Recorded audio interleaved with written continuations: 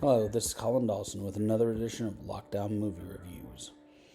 Coming to you from the wonderful house. This is another one that's been out for a while. I've been kind of on a hiatus, and I finally got to go see some movies. And this is one of the first ones I went to go and see, because only The Rock is going to bring me out into the area. And I will be honest, it is not the stereotypical rock movie. And it is a very lighthearted, fun movie. The Jungle Cruise. Now, while I know somehow or another someone is going to say, Disney ride? Oh, is it? There's so much of everything. Anything out there, just try it. It is about a captain who lives quite a long time because he got cursed, and yet at the same time he had a conscience. And those that were with him from the time of the conquistadors, which The Rock does kind of play into that a little bit. And I can say that in a way the role does suit him. Maybe not the conquistador, but the fun-loving captain that he became. A guy who charted the river Amazon to try and undo a wrong that something had happened. And he trapped the ones that were pretty much the bad guys until they were corrupted and turned into different forms of the jungle, being away from the water. The honey guy, the snake guy, and a couple others. And I'll be honest, the actress in it is a fairly good actress. She did a lot of fun little jokes, carried it along, had a little bit of that adventure that women coming into their own like they kind of did in the 1920s. It showed how The Rock built a town, said goodbye to loved ones. He was taming cats out there that would come with him and say they would pick up some strays now and then.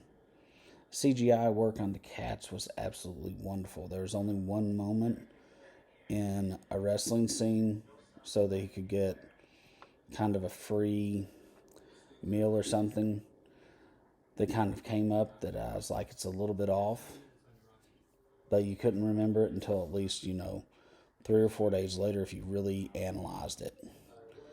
And then the different bad guys from a World War One submarine captain that was German, to a shady businessman that was in the little town he made, and all the little antics that it took to get out. Just a little bit of finagling here, a little bit of pretending to be something here. And even The Rock made lighthearted jokes of himself that at the time wouldn't be thought of as jokes or anything, simply because it was a couple of steroid jokes that were later on.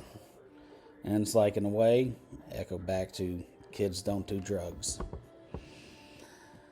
It had a message, had everything there with it, and it was some nice, decent moments in it. There was meeting with natives, other people, a few things that's like from there that's like kind of like kid gross that comes into it. And it's stuff that only a geeky kid would know. But yet it's kind of in there in front of everybody. And The Rock, who's this big, super muscular guy, has a counterpart in it that's the lead woman's brother. And he talks and conversates. And while a lot of people say it's no different than The Mummy or anything else, it really has its own merits to it.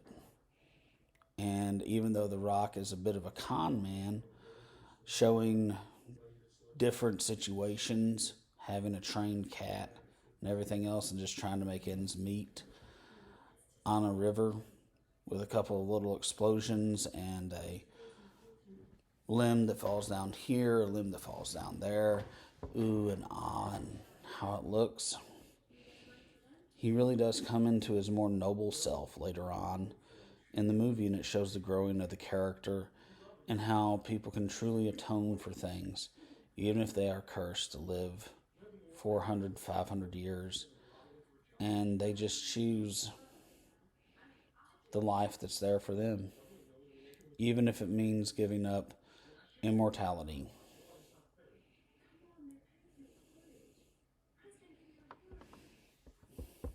As it is, I give this one a solid 9 out of 10 stars, and I think you should probably see this one. It's well worth your time.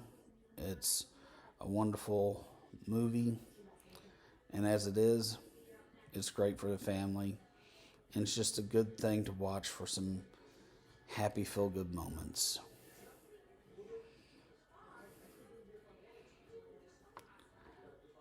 With everything being said here, have a wonderful day, and like and subscribe. Colin Lockdown Movie Reviews.